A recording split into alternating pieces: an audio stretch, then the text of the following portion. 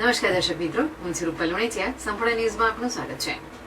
ઉત્તર પ્રદેશની સંભલ જામા મસ્જિદના અરજદાર મહંત ઋષિરાજ ગિરી બાપુ આજે શક્તિપીઠ અંબાજી મંદિરમાં દર્શન કરવા પહોંચ્યા હતા.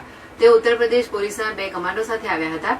સંભલ શાહી જામા મસ્જિદ વિવાદમાં મસ્જિદની અંદર હિન્દુ મંદિર હોવાના પુરાવા મળ્યા હતા. મસ્જિદમાંથી 50થી વધુ ફૂલો, પ્રતીકો અને કલાકૃતિઓ મળી આવી છે. મસ્જિદમાં 2 વડના વૃક્ષો છે જે હિન્દુ ધર્મમાં પૂજનીય છે. એક કૂવો પણ છે જેનો અડધો ભાગ મસ્જિદની અંદર અને અડધો બહાર છે. યુપી સરકારના સ્ટેટસ રિપોર્ટ મુજબ સંભલ જામા મસ્જિદ સરકારી જમીન પર બનાવવામાં આવી છે. મસ્જિદ સમિતિએ ખોટા ફોટોગ્રાફ્સ રજૂ કરીને કોઈને કોર્ટને ગેરમાર્ગે દોરવાનો પ્રયાસ કર્યો હતો. કૂવાનો ઉપયોગ બધા સમુદાયના લોકો લાંબા સમયથી કરી રહ્યા છે. મહંત ઋષિરાજગીરીએ અંબાજી મંદિરમાં માતાજીના આશીર્વાદ લીધા હતા અને મંદિરના પૂજારીએ તેમને ચુંદડી અર્પણ કરી. તેમણે વિશ્વના સૌથી મોટા શ્રીયંત્રના દર્શન કરી ભટજી મહારાજ પાસે રક્ષા કવચ બંધાવ્યું હતું. શિવ મંદિરમાં મહાદેવને જળાભિષેક પણ કર્યો હતો. ઉલ્લેખનીય છે કે મહંત ઋષિરાજગીરી 1992 થી 1998 સુધી ગબ્બરકાલ ભૈરવ મંદિરમાં સેવક તરીકે રહ્યા હતા. હાલમાં તેઓ ઉત્તર પ્રદેશમાં કૈલાદેવી મંદિરના મુખ્ય મહંત છે અને નિરંજની અખાડા સાથે જોડાયેલા છે.